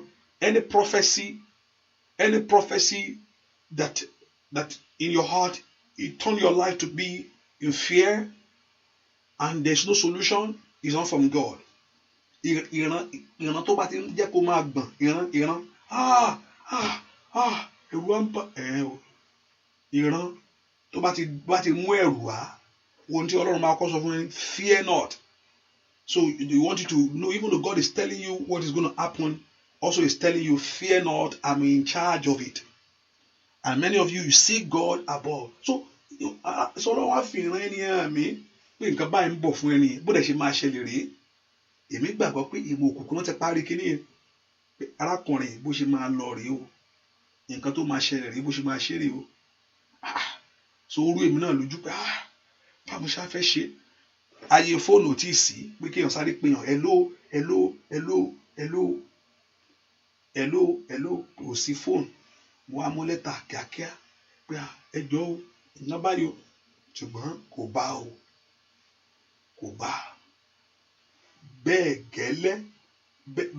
gẹ́lẹ́ ohun tó ṣẹlẹ̀ gẹ́lẹ́ bẹ́ẹ̀ ni ẹni yẹn ṣe ṣe bẹ́ẹ̀ ló ṣe so ó fẹ́ kó wá gbàdúrà ohun tí ọ̀tá parí ni tó wá farahàn ní òkùnkùn hallelujah ohun tí ọ̀tá parí tó farahàn ní òkùnkùn is the finished work of the devil. Wọ́n náà gbàdúrà o lè ti máa wá ọmọ o ti lè máa wá ọkọ gbogbo ohun tí ọ̀tá ti parí nínú ìmọ̀ òkùnkùn nítorí tèmi ọdún ọ̀tún mo wà yìí Olúwa bá ń bàjẹ́ ohun tí ayé dè mọ́lẹ̀ tí ò ṣe é fà fún mi everything that enemy have tied down ohun tí ayé gbé pamọ́ tí ò ṣe é rí fún mi nínú ìmọ̀ òkùnkùn ìtọ́ nípa ojú rẹ ò ní rí ohun tí ayé gbé jìnnà sí mi tí ò fẹ́ kí ẹsẹ̀ mi fẹsẹ̀ tẹ̀ ẹ pọ orúkọ Jésù lónìí Olúwa yí dànù Olúwa sọ di asán Olúwa yí dànù Olúwa sọ di asán Olúwa yí dànù Olúwa sọ di asán Olúwa yí dànù Olúwa sọ di asán Olúwa yí dànù orúkọ Jésù bí tó wà ohun tí ayé parí nítorí tèmi ilé àkáfàlíà mi lókèlè bó ń bọ́ọ̀lìà sando blẹkẹndẹlẹ́à ẹ porúkọ Jésù ohun tí ayé ṣe tán nítorí táyé àwọn ọmọ mi every finished work of the devil ohun tí ọ̀tá ti parí ní kàtàkàtà ohun tí ọ̀tá ti sọnù ní ìmọ̀ òkùnkùn ètí èmi ń wá kiri ní orúkọ Jésù Olúwa bá mi wá láwàrí Olúwa bá mi wá láwàrí ẹ porúkọ Jésù ohun tí ọ̀tá ti ṣe tán nínú ìmọ̀ òkùnkùn óyá ẹ gbàdúrà porúkọ Jésù porúkọ Jésù porúkọ Jésù Olúwa bàjẹ́ Olúwa bàjẹ́ Olúwa bàjẹ́ Olúwa bàjẹ́ Olúwa bàjẹ́ Olúwa bàjẹ́ Olúwa bàjẹ́ Olúwa yí dànù Olúwa yí dànù Olúwa yí dànù gbogbo tí ọ̀tá ti parí nínú ìmọ̀ òkùnkùn ní orúkọ Jésù every finished work of the devil ní orúkọ Jésù every finished work of the devil ní orúkọ Jésù every finished work of the devil Father, destroy it right now. I come against you in the name of Jesus Christ of Nazareth. Makoli abasa, enti ayende, nínú òkùnkùn, enti ayé jíire rẹ̀ gbé, nínú òkùnkùn, enti ayé gbáwọlé lórí, nínú òkùnkùn, ní orúkọ Jésù, receive your liberty, receive your freedom, ní kapaliada, mesando blagada, makondi ketera, meshindo bragada, oya gbàdúrà, makali abakata, lisendo brogota, oya gbàdúrà, ohun tí ọ̀tá parí nínú ọmọ òkùnkùn ohun tí ọ̀yá yí dànù nínú òkùnkùn ní orúkọ Jésù ní òní nínú ayé mi ní òní lórí iṣẹ́ mi lónìí mikaliada mesidada ní porosate yiketeliada mashidobogada ẹ gbàdúrà likeriada ẹ gbàdúrà ẹ pọ orúkọ Jésù mẹkọlíà kọńtòlíà mẹṣídẹbọwọ gbúàdúà lórúkọ Jésù Kristi Olúwa wá bẹ́ẹ̀ kó porúkọ ànílónìí tíṣẹ́ yẹn bá bàjẹ́ wá rí pé ohun tó ń wá a kò wọlé wẹ́rẹ́ pé látijọ́ tí mo ti wáṣẹ́ àṣìṣe yẹn rí lẹ́gbẹ̀ẹ́ mi kí ló dé mo wáṣẹ́ yẹn náà iṣẹ́ ló ń fún mi náà easily náà torí pé ìmọ̀kù bàjẹ́ Ọlọ́run bẹ́ẹ̀ wá rí jáde wá rí pé ọ̀nà àkàlà akọ̀dédé là pé agbára látijọ́ tí mo ti ń wá kíní àṣìṣe ọ̀nà mi ló là yín náà wàá kọ́ ni pé ìyanu ṣẹlẹ̀ wàá rí pé ohun tó ti ń wá dìde fúnra lọ́wọ́ mi ò bàbá dìde fúnra lọ́wọ́ mi ò bàbá máa wò mí níran máa kọ̀ mí sílẹ̀ dìde fúnra lọ́wọ́ mi ò bàbá óyá o dìde fúnra lọ́wọ́ mi ò bàbá. Lọ́wọ́ mi ò bàbá máa wò mí níran máa kọ̀ mí tì dídé múra lọ́wọ́ mi ò bàbá má jẹ́ ìjìyà má jẹ́ mọ̀ṣọ́ má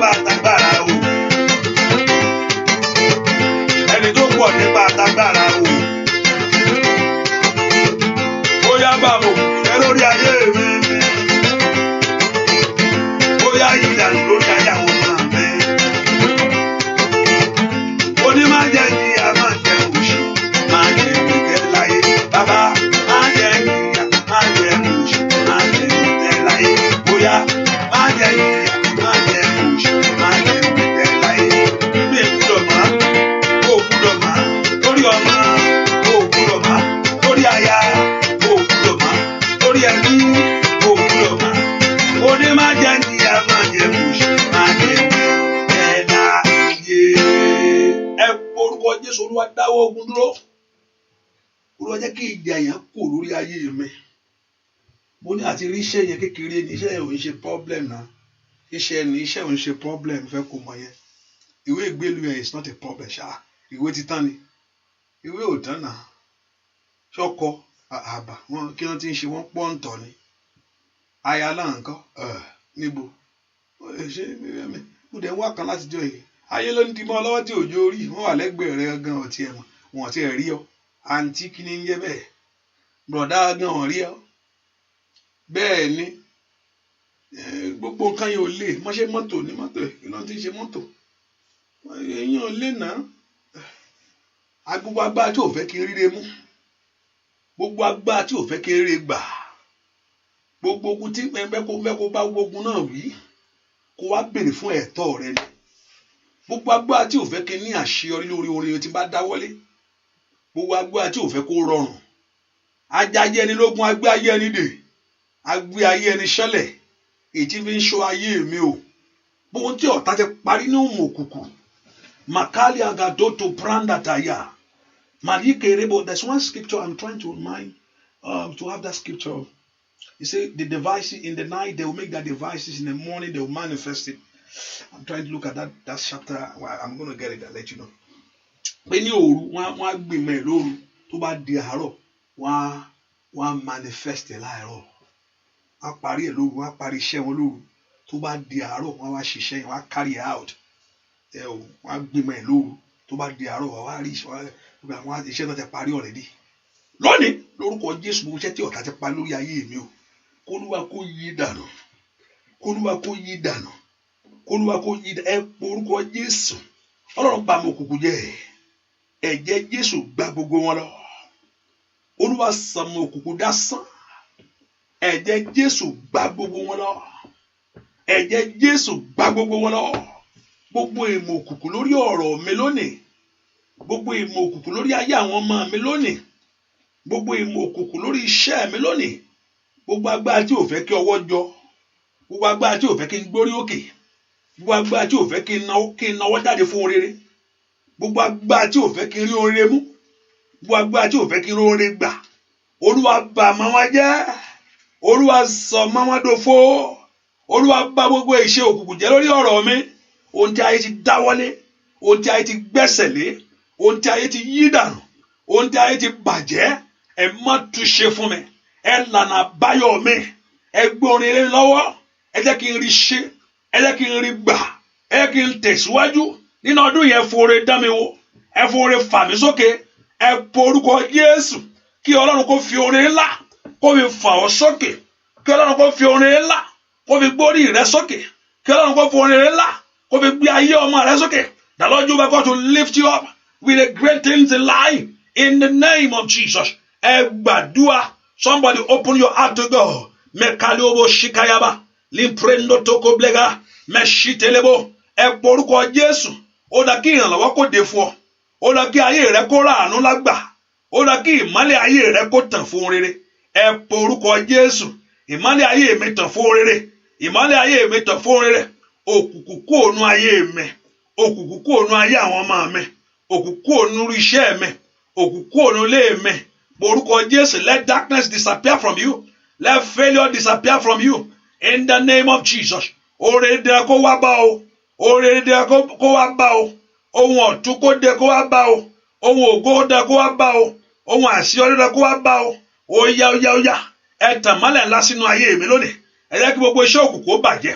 Ẹ jẹ́ kí gbogbo iṣẹ́ òkùnkùn ó di asán. Ẹ tàn mọ́lẹ̀ sínú ayé àwọn ọmọ mi. Ní orúkọ Jésù. Gbọ́ àdúrà lórúkọ Jésù Kristi. Olúwa wa, ẹ porúkọ Jésù. Gbogbo ọ̀nà tí ọ̀tá ń gbà láti dí mi lọ́wọ́. Gbogbo ọ̀nà tí ọ̀tá ń gbà láti ṣe mí lọ́ṣẹ́. Olúwa bọ̀nà náà jẹ́ ohun tó ń gbà. Every way that enemy is using to penetrate into your life, to come into your life. Gbogbo ọ̀nà tí ọ̀tá ń gbà láti wọlé sí mi lára. Olúwa dí ọ̀nà náà lónìí. Gbogbo ọ̀nà tí ọ̀tá ń gbà láti wọ ìrìn àjò ayé àwọn ọmọ mi. Olúwa dí ọ̀nà náà lónìí. Olùṣẹ́gun fún mi ní ìṣẹ́gun. Olùṣẹ́gun fún mi ní ìṣẹ́gun. Bẹ́ẹ̀ kó porúkọ Jésù màmá. Olùṣẹ́gun fún mi ní ìṣẹ́gun. Ẹ jẹ́ kí n ní ìṣẹ́gun o. ẹ jẹ́ kí n ní ìṣẹ́gun wọ́n kò porúkọ Jésù kí olùṣẹ́gun kó fún ọ ní ìṣẹ́gun kí ayé mi kó lè rí àánú lágbà ẹ jẹ́ kí ayé mi kó olùṣẹ́gun kó fún mi ní ìṣẹ́gun kí ọ̀nà mi kó rí àánú kí n rí àánú lágbà olùṣẹ́gun kó fún mi ní ìṣẹ́gun kémi náà rí tèmi mú láyé ẹ porúkọ Jésù màtótótó líkerebo kápá màtórí ẹbà ṣí dábàgá ẹ porúkọ Jésù olùṣẹ́gun fún mi ní ìṣẹ́gun o ẹ jẹ́ kí n rá àánú lágbà olùṣẹ́gun jẹ́ rí ìṣẹ́gun ẹ jẹ́ kí n rí orí ọ̀fẹ́ gbà olùṣẹ́gun fún mi ní ìṣẹ́gun ẹ jẹ́ kí ọ̀nà mi là ẹ jẹ́ kí n ní àṣeyọrí ohun rere ẹ jẹ́ kí n ní àṣeyọrí ohun rere ẹ jẹ́ kí n ní àṣeyọrí ohun rere nínú ọdún tí mo mú yìí o ẹ jẹ́ kí n rí àṣeyọrí ohun rere nínú ọdún tí mo wọ̀ yìí ẹ jẹ́ kí n rí àṣeyọrí ẹ fàyè gbà mí ẹ dá mi lóhùn fún rere ẹ porúkọ Jésù kí Olúwa kó fi àyè gbà ọ́ kí Olúwa kó dá ọ lóhùn fún rere líparo sotoli agaba limprendo toko lakata mashidebo comprede ẹ fàyè gbà mí ẹ dá mi lóhùn fún rere somebody pray kí Olúwa kó fi àyè gbà ọ́ nínú ọdún yìí kí ọ̀run kó dá ọ lóhùn fún rere answer me for great things ẹ fàyè gbà mí ẹ dá mi lóhùn fún rere. Thank our righteous God. In Jesus' name, we pray. How many of you know that today our prayer begins today? And do our belly. And by God's grace, we start gradually like this. And I know God, so I'll be coming back again by 6. And also, not 12 today, 3. But every Yoruba section will be 5. I'll be coming in the evening for Yoruba section. And not every midnight. I can't. No. Not every midnight. Once about to one or but a cocon, Mama Wala, that means into London, I will come in the morning like this, you know. So not like mass of quick while every midnight, and I wake up again and I will do another prayer. Angel. Casa. No. But alone the strength, you know, I can say. So, but I know that like midnight, you know, only my video, but anytime, like normal regular prayer will continue, but anytime we really show up and just pray with you in the morning like this, you know, because still maybe you have to pray. Because you are you know, and to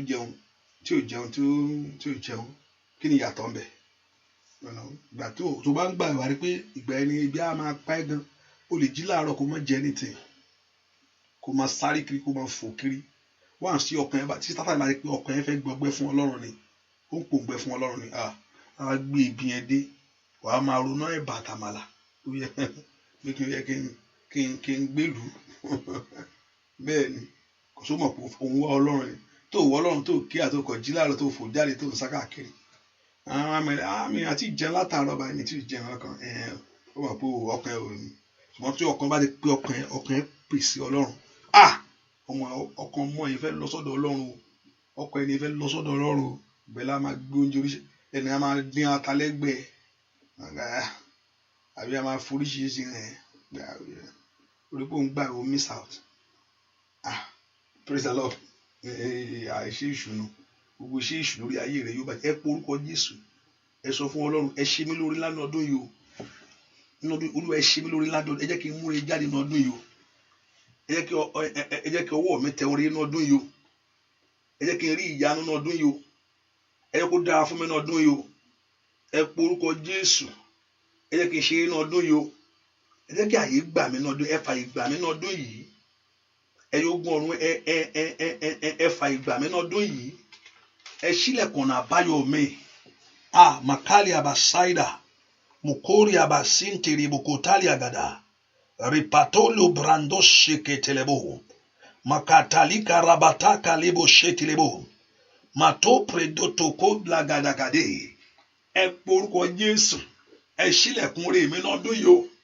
ẹ lànà àbáyọ mi lọ́dún yìí o ẹ fàyè gbà mí lọ́dún yìí o ẹ porúkọ Jésù ẹ ṣe mí lóore lọ́dún yìí o likali abasida oja ẹ fẹ́ ràn mí lọ́wọ́ ní ọdún yìí ẹ jẹ́ ó ṣeéṣe fún mi ní ọdún yìí ni ẹ fàyè lóore gbà mí orúkọ Jésù dáadáa ó yá ẹ pé Jésù dáadáa ó yá kó dáa fún ọdún yìí ní orúkọ Jésù màtórí àgàdàbà ọmọ náà lanu kó gbàdúrà ó jẹ́ kí ọwọ́ rẹ toore ní ọdún yìí mẹkálí abasida lè prondo tokoba ẹ pé orúkọ Jésù ó gbọ́ àdúrà lórúkọ Jésù Kristi Olúwa yóò dáa fún mi ó yá yóò dáa fún mi bọ́dá mi fẹ́ bọ́dá mi kọ́ yóò dáa fún mi lórúkọ Jésù tó rí o yóò dáa fún mi ó yá wíjì rẹ yóò dára fún mi lórí ọmọ bọ́dá mi fẹ́ bọ́dá mi kọ́ yóò dáa fún mi ó nà kó rí.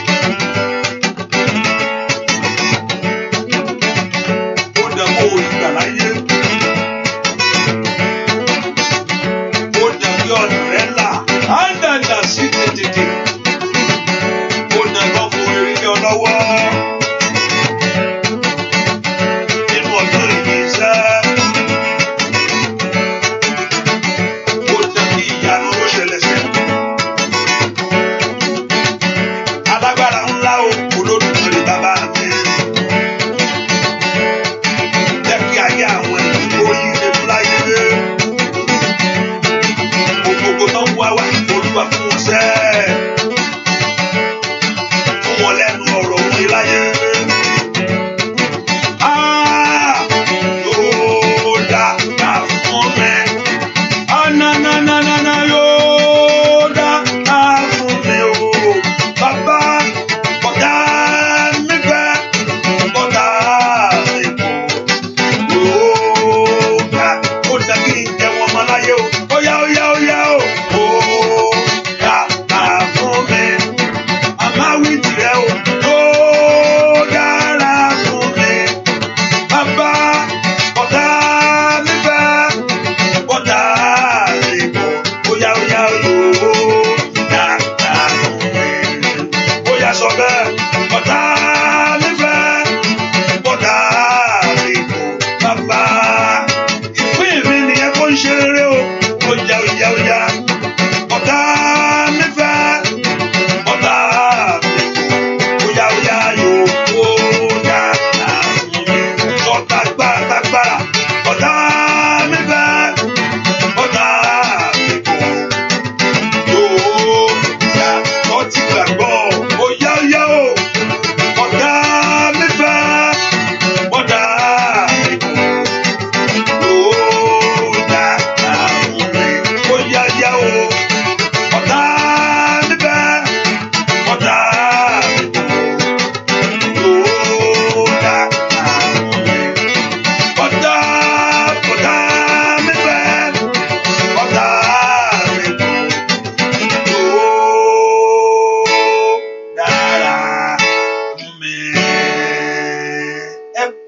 Jésù ire mi ó dé o bẹ́ẹ̀ ni bẹ́ẹ̀ ó ná kí rí ire ayé rẹ kó dé bí ọ̀tá rẹ fẹ́ ọ̀tá rẹ kọ̀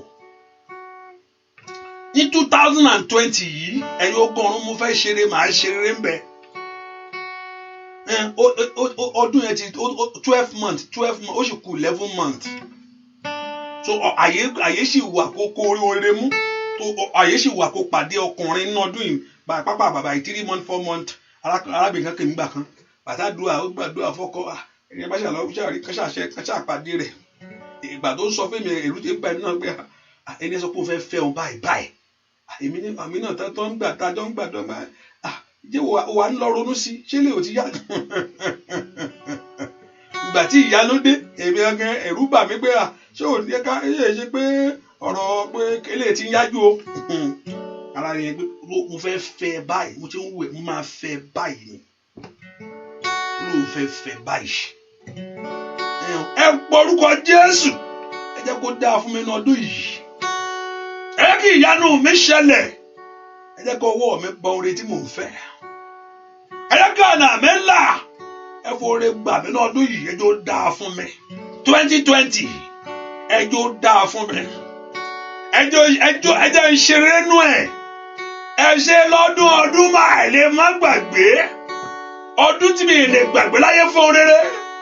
Ọdún kan náà yóò jẹ́ inú ayé ẹ̀. Ọdún kan náà lórí tiẹ̀ bí. Àǹdàlẹ̀ ọdún kan náà bí ọdún ẹ̀kọ́ orí tiẹ̀ náà bínú ọdún eléyìí náà. Ai makali abasaida.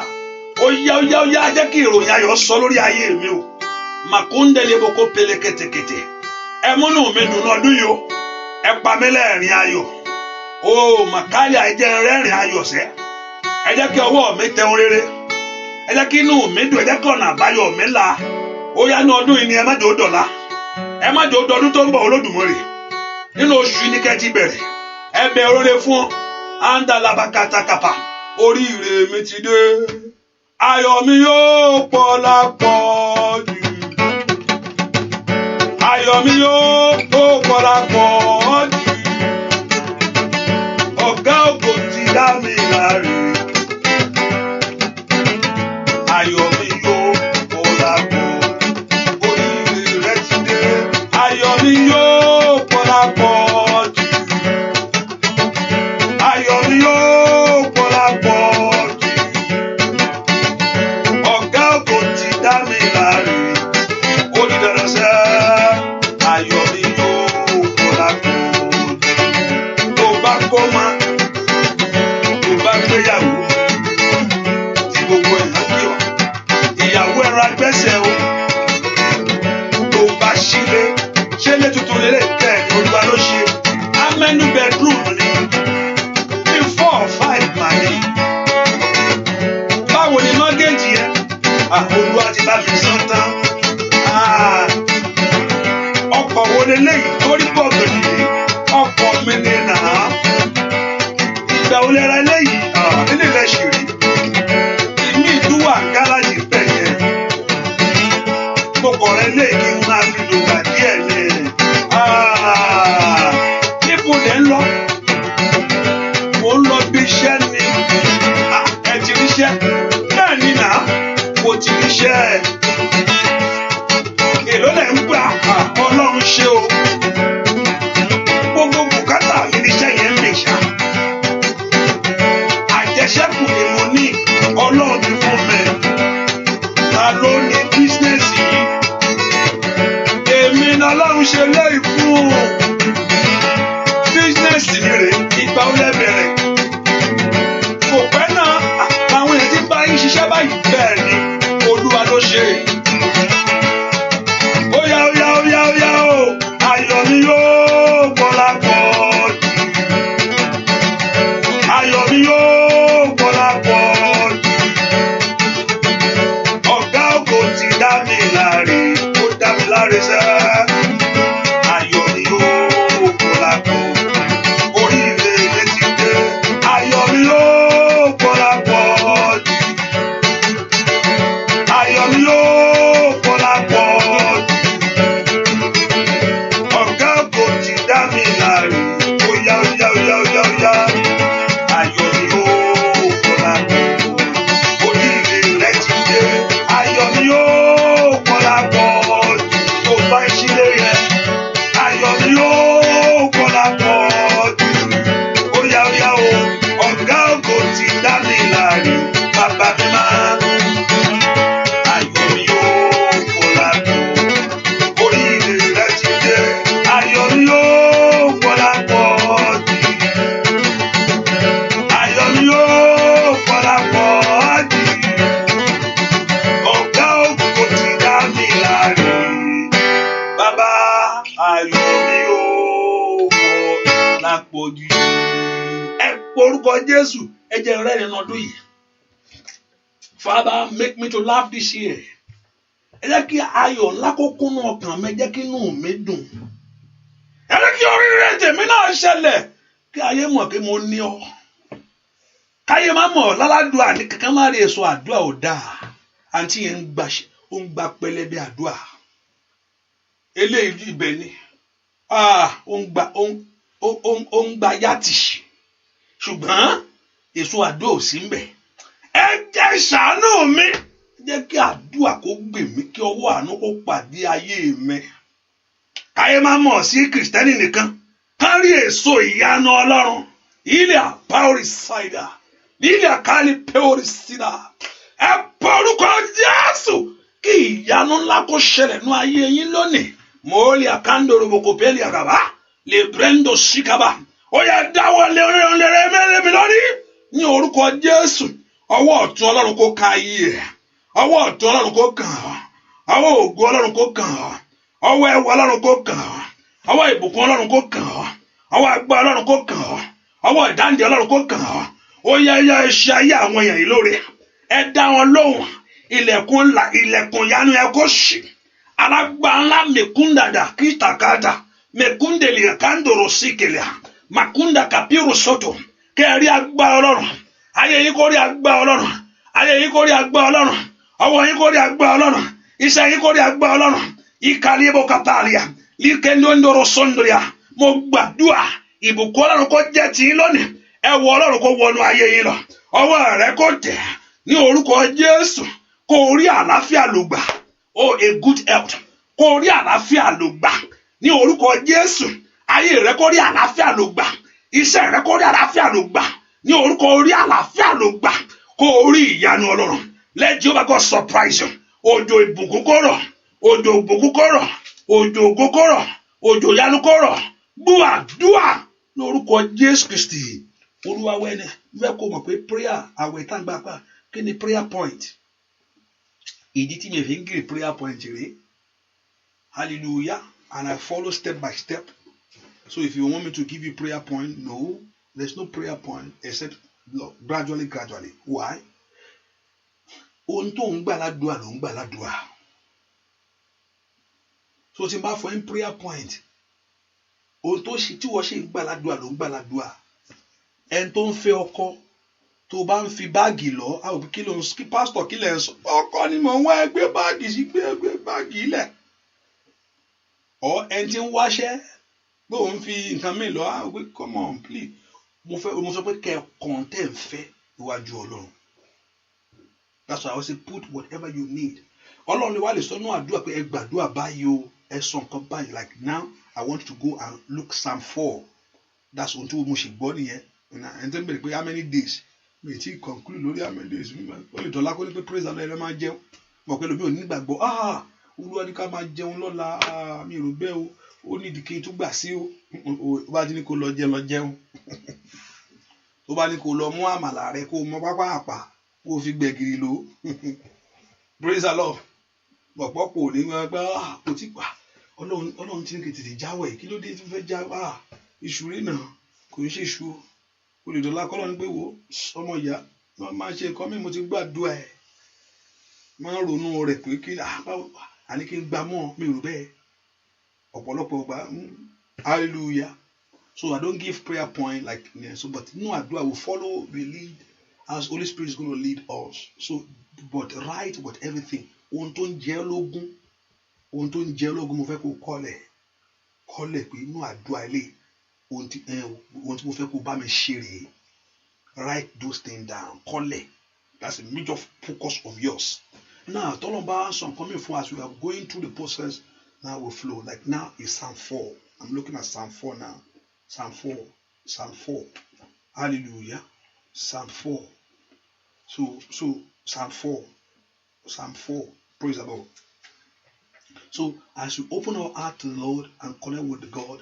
let us focus on Him get whatever is your need pé kó ló wá kó ṣe ìyanu nínú ayé ẹ náà dún yìí ìyanu rẹ ni ìyanu rẹ hallelujah ògo tó fẹ́ rí ògo tó fẹ́ rí ẹ porúkọ Jésù dáadáa máa ṣúrò ọ̀fẹ́ báyìí remember I'm coming back in the morning and also let's start anytime 6 the 12 o'clock is not yet it's English section the morning is English and 3 o'clock English 5 Yoruba section and if I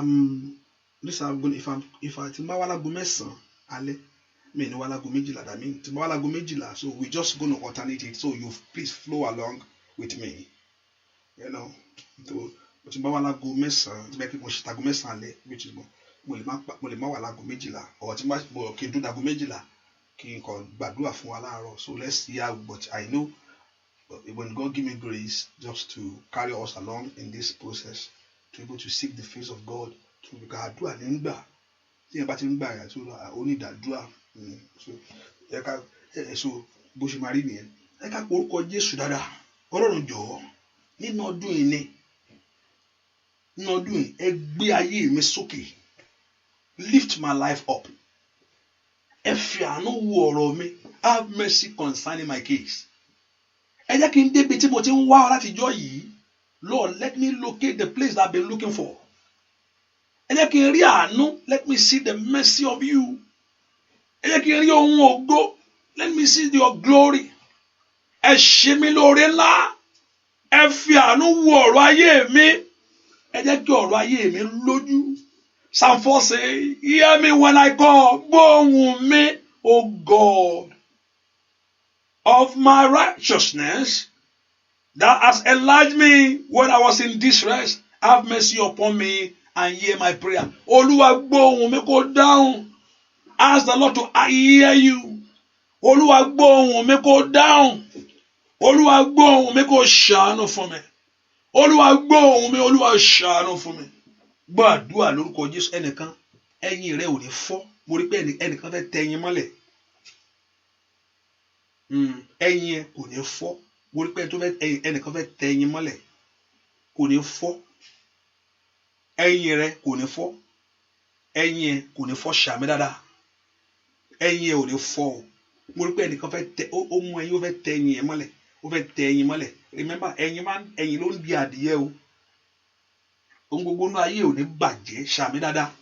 Ẹ̀yìn ẹ̀ ò ní fọ́. Mo ń gbórúkọ láti ẹni tó bá ń jẹ́ Ìyábọ̀ kọ́lọ́run kó gbọ́wọ́lé ẹ lórí. Mo ti ń ti orúkọ yẹn tipẹ́. Ṣùgbọ́n máa kọ́ gbàdúrà fún ẹ. Ẹnikẹ́ni tó bá ń jẹ́ Ìyábọ̀ bí kúlúwa kó gbàdúrà fún ẹ. O ò ní ṣìṣe, o sì ní ṣìrìn. O ò ní dẹrùn ẹ̀ bọ́pa. Ayé ò ní rí ọ múlẹ̀. Ẹnikẹ́ni tí ń jẹ́ orúkọ yìí, ayé ò ní rí ẹ fàálẹ̀. Ayé ò ní rí ẹ fàálẹ̀. Ní orúkọ yìí we stand in the gap. Ayé ò ní rí ẹ fàálẹ̀. Ní orúkọ Jésù, gbogbo gbàdúrà fún gbogbo yín, ọwọ́ Ọlọ́run kó wà lára yín. Ní orúkọ Jésù kẹ́ rí àánú ńlá gbà. The Lord Jehovah God crown your effort in life and favor you and bless you and increase you for something great in life. Nínú ọdún yìí kó dẹni ńlá. Ọjọ́ kan lèèyàn máa ń dì. Nínú ọdún yìí kó dẹni ìṣelógo. Nínú ọdún yìí lórúkọ Jésù, in this year let Jehovah God crown you. In this year let Jehovah God favor you. In this year let Jehovah God do something great in your life. In this year let God, Jehovah God, make you to be happy. Let every tears of sorrow disappear. Now begin to flow in the tears of joy. Ẹ o, káyé rẹ kó kún fún ẹ̀rín. Ẹkún àtòṣe kó kóònù ayé ẹ. Let sorrow and disappointment disappear from you. This year is the year. May Jehovah God crown you. Ìwọ Ọlọ́run tó jọba lórí ohun gbogbo. Ìwọ Ọlọ́run tó jọba lórí ohun gbogbo. Tó jọba lẹ́nu iṣẹ́, ìwọ ló jọba lórí ìwé ìgbélú. Tí Ọlọ́run ò bá fún ẹ ń wé o lè rí ìwé ìgbà. Ọba àṣìlérí fún ẹ. Wọ́n bá pín ò bá ṣèlérí fún ẹ pé I will give you the paper. Tọ́lọ́run bá ní irọ́ ni kò sí nǹkan tó kò sí. Olóní pín gangan, mọ́mí pín. Kò bá dúró síwájú yín kó sọ pé ìwé ẹ máa fún ẹ. Tí Ọlọ́run bá sọ pé ó ti o, kò lè rí múlẹ̀ o. Bó ṣe lágbára tó yẹn. Kí Trump sọ pé àní máa fún ẹsẹ̀ don't worry. Trump ló ń sọ̀rọ̀ kò sẹ́ àṣẹ wà kò sẹ́ tó máa mú kúrò. Tọ́lọ́run bá sọ pé òun ọ̀rọ̀ ló pa kò lè rí nǹkan kan ṣe. Kò lè ṣe. Ó ní kò sẹ́ni tó lóhun kó ń gbà bí kò ṣe pé Ọlọ́run fi fún. Ní orúkọ Jésù, ohun tó ti ń wá what you have been looking for, ẹ̀yin ogun ọ̀run ẹ bá mú lé wọn lọ́wọ́ ṣàmì dáadáa. Ohun tó ti ń lé láti jọ́ ẹ̀ tó ti bá. Ó ní kò sẹ́ni tó lóhun kó ń gbà bí kò ṣe pé Ọlọ́run fi fún. No one receive anything except being given for above. Kò sẹ́ni tó lóhun kó ń gbà bí kò ṣe pé Ọlọ́run fi fún. Ní orúkọ Jésù, ó yá ohun tó ti ń wá. Òun tí ayé ló ń dí ọ lọ́wọ́. Màkà tọ́run bá ti gbìmọ̀ páwọn ó fún ọ. Ayé ò lè dúró síbẹ̀. Ayé lè máa ṣe tiẹ̀ lọ. Ṣùgbọ́n tí Ọlọ́run bá ti dìde nú agbára rẹ̀ pé àníṣe mo fẹ́ fún ẹ lọ bá mi wo ohun tó ń di lọ́wọ́. Ẹ lọ bá mi wo ohun tó ń dènà rẹ̀. Ẹ lọ bá mi wo ohun tó ọ̀tá ábìlà ni. Ọlọ́run ò tí ì wo bẹ̀. Ìkàlẹ́ àgàfàlìà. Sodom blekete. Le brando coplenda ya. shendo rakata ní ondoro ketelia mo mú wá síwájú Olódùmarè lónìí ikatalia gaba ọba tó ní agbára lórí ohun gbogbo ikatelia kò sáadà mo ní kó wo ayé ẹ wò makande kata ọba tó ní agbára lórí ẹ iparo sata tó ní agbára lọ́wọ́ agbára ìdíwọ́ èyí tí ń dènà náà rẹ mo mú wá síwájú Olódùmarè lónìí mo fẹ́ kó bẹ wo ayé rẹ wò ní orúkọ Jésù gbogbo ipá tí ń dènà rẹ every stumbling block every hindrances Olúwa palẹ̀ mọ́ lórí ìtẹ́ Olúwa dìde lórí ìtẹ́ nítorí ayé àwọn èèyàn yìí Olúwa fọhùn ní katari agaba mesutali kapa mekori agaba nítorí Adétúnjí rekatali abo shatari agada mesudo prada metomblekete Olúwa dìde ní orúkọ Jésù Olúwa dìde Olúwa náwó agbára ní ayé àwọn èèyàn yìí Olúwa náwó ìṣẹ́gun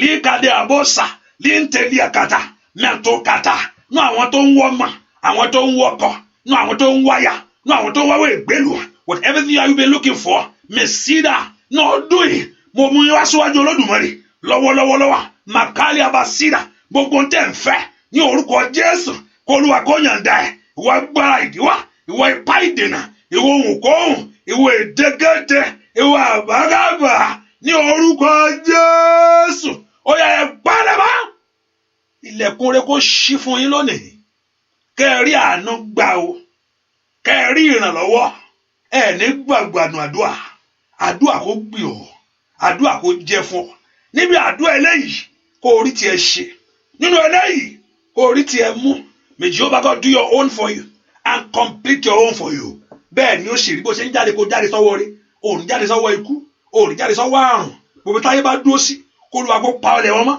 ní orúkọ Jésù ọ̀nà tí ọ̀tá ń gbà kó Olúwa kó di ìkàkàpà ṣèdàkàtà kó dẹni ìdáláre o kó dẹni ìṣelógo bẹ́ẹ̀ ni ó sì rí láì lórúkọ Jésù Kristi Olúwa wa àmín àmín àmín lórúkọ Jésù hallelujah. So let's just put in mind that the prayer continue by God's grace by 6 and 6 we have today we have 6 3 any time we have 9 I will not be able to come by 12 6 3 and 5 Yoruba one is the 5 and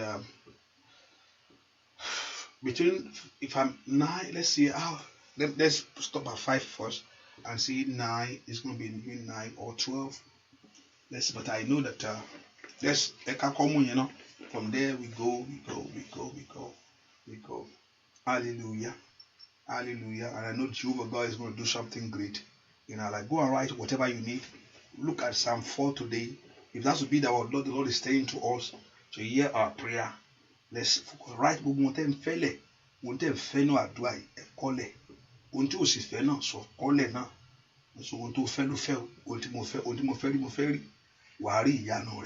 and also by God's grace I'm also going to pray for partner again in the morning. Get the oil you are not so you can be a blessing by supporting the work of God. This is a new year. This is a new project. There's many things ahead of us this year, to which we need your support to do this. Hallelujah.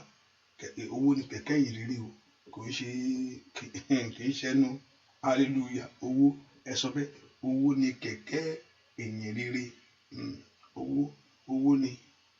Money answered.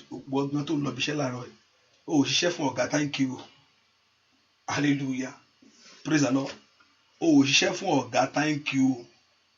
Kò sẹ́ni tó ń lọ bí iṣẹ́ láàárọ̀ kó ní pé ẹ kí mo lọ mo kúkú ṣiṣẹ́ fọ̀gá thank you ní ọ̀gá iṣẹ́ gan mo ti kí ni ń jẹ́ bẹ́ẹ̀ ọ̀gá sọ fún yẹn thank you ọ̀gá sọ fún yẹn pé mi iṣẹ́ fọ̀gá thank you kẹ̀ ẹjọ́ ẹ tọwọ́ bàpò kẹ́ mú nǹkan jáde ní sà kò sẹ́ni tí ń ṣiṣẹ́ fún thank you very much thank you very much thank you very much thank you very much o kò ṣe bó ṣe ṣiṣẹ́ dáadáa kò ṣe dáadáa gbogbo wọ́n ròyìn ẹ ìwọ olùmọ̀kọ́dé láàárọ̀ tó ń lọ tó lọlé. Thank you very much. Yes, sir. Yes, sir. Yes, sir. Yes, ma. Yes, ma. Thank you very much. Thank you very much. Thank you. Kí ni jẹ́ bẹ́ẹ̀? Mo lọ́mọ ńlé, mo láya ńlé. Ọmọ ń bẹ ńlé, aya ń bẹ ńlé. Ẹ tọ́ bàbò kíá. Ní kíákíá. Kò sẹ́ni tí ń ṣe fún thank you. So bó ṣe rí náà nìyẹn, the work of God need to move forward with work. And how God finances work. How God finances work. God finances work through his children. So God finances his work through his children.